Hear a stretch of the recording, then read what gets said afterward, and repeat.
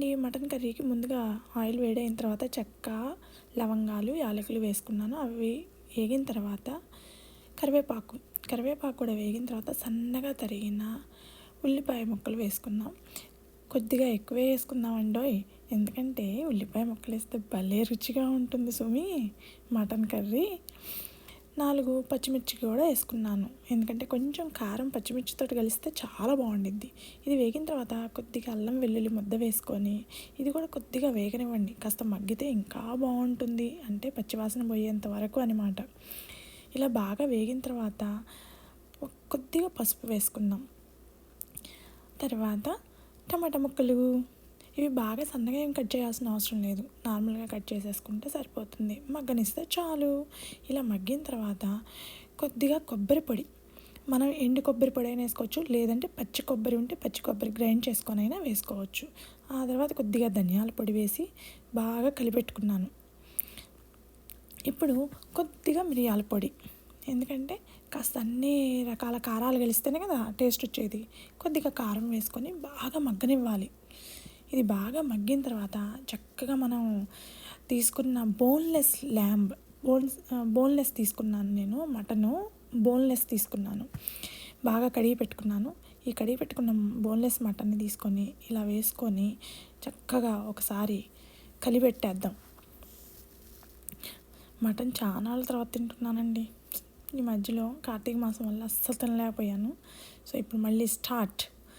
So ఇలా బాగా కలిపెట్టుకొని బాగా మగ్గనివ్వండి. అలా మూత పెట్టేసేసేయండి. ఇప్పుడు మూత పెట్టేసి బాగా ఒక్క 10 నిమిషాలు మగ్గనిస్తే చాలా బాగుంటుంది. ఇలా మగ్గిన తర్వాత 10 నిమిషాలు చూడండి, వాటర్ ఎంత ఫామ్ అయిందో. ఈ వాటర్ అంతా మనకి బాగా మగ్గుతుంది ముక్క. కొద్దిగా ఇప్పుడు గరం మసాలా పొడి వేసుకొని బాగా కలిపెట్టండి. కలిపెట్టిన తర్వాత మళ్ళీ మూత పెట్టి ఒక్క పావు గంట మళ్ళీ మగ్గనివ్వండి. మగ్గిన తర్వాత చూడండి ఎలా బాగా అయిపోయిందో, చక్కగా నీళ్ళంతా అలాబరేట్ అయిపోయినాయి కదా. ఇప్పుడు భలే ఉంది చూడటానికి. ఇప్పుడు మనం అసలు వేద్దాం. కొద్దిగా వేయించుకున్న జీలకర్ర పొడి వేసుకొని సరిపడినంత ఉప్పు వేసుకోండి, మీకు ఎంత కావాలంటే అంత. మీకు అది వేసుకొని బాగా కలిపెట్టుకొని ఒక 2 గ్లాసుల నీళ్లు పోయండి. 2 గ్లాసుల నీళ్లు పోసి మూత పెట్టిన తరువాత కనీసం 20 నిమిషాలు మగ్గనివ్వండి. 20 నిమిషాలు మగ్గితే చాలా బాగుంటుంది, చాలా రుచిగా కూడా ఉంటుంది. ముక్క బాగా మెత్తగా పడిపోతుంది. అందుకే నేను లాస్ట్లో వేసుకున్నాను ఉప్పు. బాగా ఉడికిన తర్వాతనే వేసాను ఉప్పు. ఇలా మూత పెట్టిన తర్వాత ఒక 20 నిమిషాలు మగ్గనిస్తే ఇప్పుడు నూనె పైకి తేలుతూ ఉంటుంది చూడండి, బాగా ఉడికి సూపర్గా ఉంది కదా. ఇప్పుడు మనము సన్నగా తరిగిన కొత్తిమీర వేసుకొని మళ్ళీ ఒక్క 2 నిమిషాలు మూత పెట్టి మగ్గనివ్వండి. మగ్గిన తర్వాత యమ్మీ మటన్ కర్రీ రెడీ అవుతుంది మన కోసం.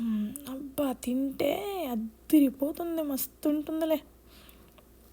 మటన్ కర్రీ నిజంగా చాలా అంటే చాలా బాగుంటుందండి. కాకపోతే వండే విధానం బాగుండాలి, అదొక్కటే ఇంపార్టెంట్.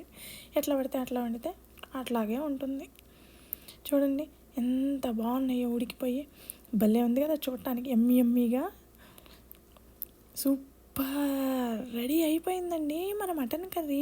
ఇంకా ప్లేట్లో వేసుకొని అన్నంలో 4 పీకులు వేయడమే లేటు. ఎంత బాగుందో కదా, చూస్తుంటే నేను నోరు ఊరిపోతుంది కదా. మీరు కూడా రానియండి.